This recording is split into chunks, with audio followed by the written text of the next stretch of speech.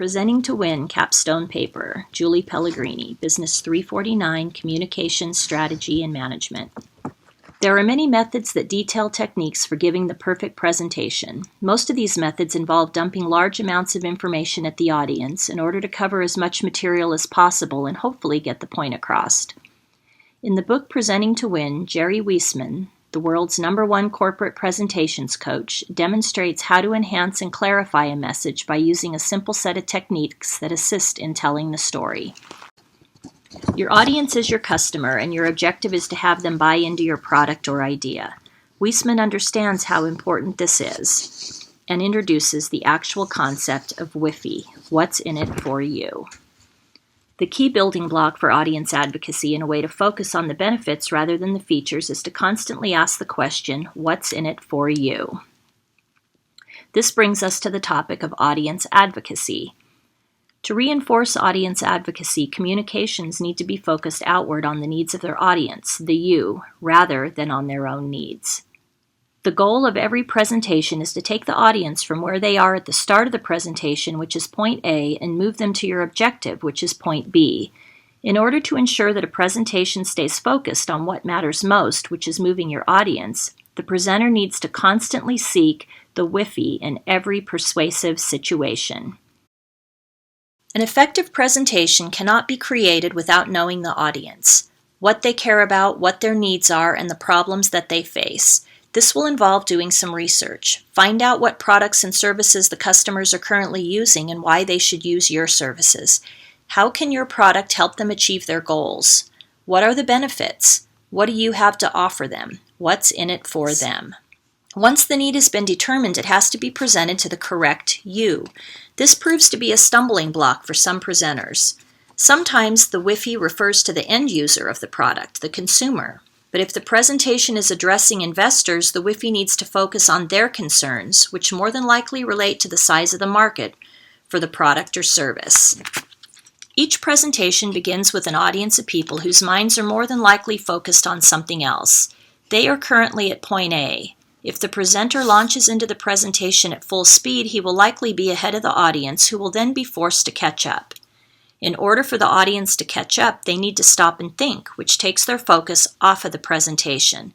It is better to capture the attention of the audience from the beginning. This can be accomplished with an opening gambit, which is a short statement used to seize the attention and allows the speaker to launch into the presentation. Classic opening gambits.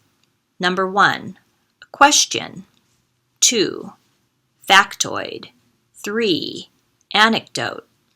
4, retrospective, prospective.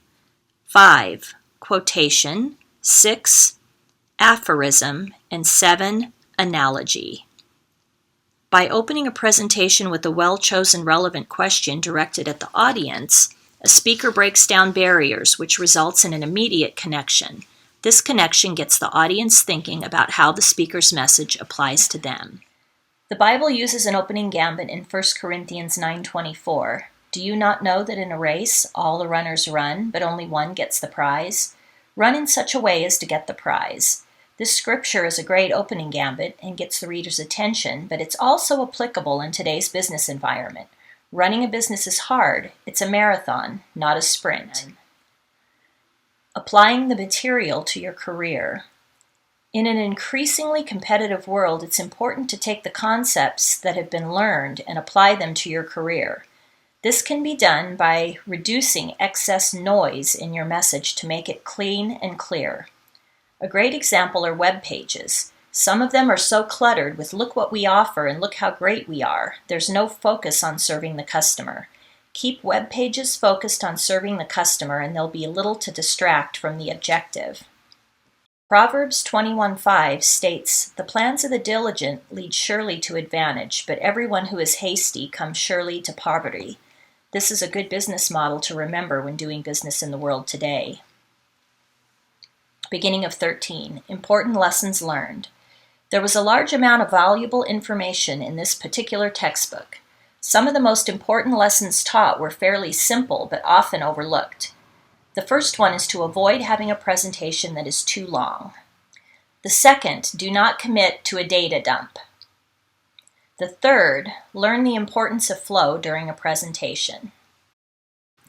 Although this class taught us to maximize persuasiveness and deliver a powerful presentation that will produce results, we need to keep in mind that our work still needs to be Christ-focused. We should be serving the Lord in all we do.